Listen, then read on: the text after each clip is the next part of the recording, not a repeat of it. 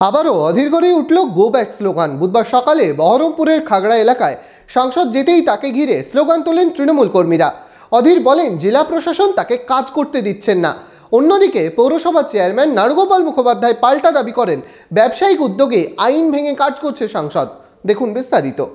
Enjoy the beats with DJ Mishti from Kolkata, now at Murshidabad's only discotheque Ignition at Golden Retreat, Baharampur Shilpo Taluke Golden Retreat, luxury 4-star hotel with upcoming club facility. खुद बहरमपुरे सांसद अधीर के go back slogan. अधीर के घिरे तृणमूल कर्मीरा तुललेन चेयरमैनेर नामे slogan. बुधवार सकाले एमनই घटना घटल बहरमपुरेर खागड़ा एलाकार मोल्लागेड़ेर धारेर बस्ती एलाकाय। एदिन स्थानीय कংগ্রেস কর্মী সমর্থকদের নিয়ে এলাকা পরিদর্শনে যেতেই এই ঘটনা ঘটে। সেখানে বিক্ষোভকারীদের সাথে কথা বলেন অধীর। ঘটনায় উত্তেজনা ছড়ায় এলাকায়।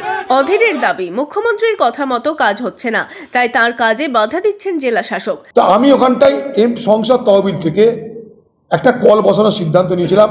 টাটা কোম্পানির কাছ থেকে একটা মডেল নিয়ে এসেছি আমি। সেই মডেল অনুযায়ী ৮০টা জায়গায় বসানো হয়ে গেছে আমার। সেই জলকে লোক তারিফ করছে, প্রশংসা করছে। আমি সেই বস্তিবাসীদের কথা ভেবে এখানে কয়েকটা বস্তিতে এই পানীয় জলের ব্যবস্থা করার সিদ্ধান্ত নিয়েছিলাম। মমতা ব্যানার্জির ইচ্ছা এখানে একটা সুইমিং পুল হোক। ডিএম যখনই দেখলো আমি সুইমিং পুলের টাকা দিচ্ছি না, তখনই নতুন নতুন আইনের প্যাকড়া করে আমার কাজগুলোকে আটকে দেওয়ার চেষ্টা। তার মধ্যে হঠাৎ দেখছি ৩-৪টে কোথাও তৃণমূলের চোরটা পরে চলে এসছে, স্লোগান দিচ্ছে অধীর চৌধুরী গো ব্যাক। তোমাদের বক্তব্যটা কি তাও তারা বলছে না? শিখিয়ে দিয়েছে পুতুলকে, যেমন শিখিয়ে দিয়েছে পুতুল তেমন গান নাচছে। বড় দুর্ভাগ্য। যদিও এই ঘটনায় অধীরকে পাল্টা দিয়েছেন বহরমপুর পুরসভার চেয়ারম্যান নারুগোপাল মুখার্জি। অধীর চৌধুরীর এই কাজকে তিনি দুর্নীতি বলেও কটাক্ষ করেন। নারুগোপাল জানান ব্যবসায়িক উদ্যোগে পরিবেশ আইন ভেঙে কাজ করছেন সাংসদ। ৮০টা জলের পাম্প বহরমপুরেই শুধু ইনস্টলেশন করছে, যে পাম্পগুলোর মধ্যে আপনার বড় দুর্নীতি লুকিয়েছে। আগেও বলেছি, এখনো বলেছি। এবং সেই কাজগুলো ভেটেড নয়, সেই কাজগুলো অথরাইজেশনে ভেটেড নয়, সেই কাজগুলো আপনার মানুষের কাজে আসছে না। কাজগুলো থেকে ব্যবসা করা হচ্ছে তার এনজিও দিয়ে।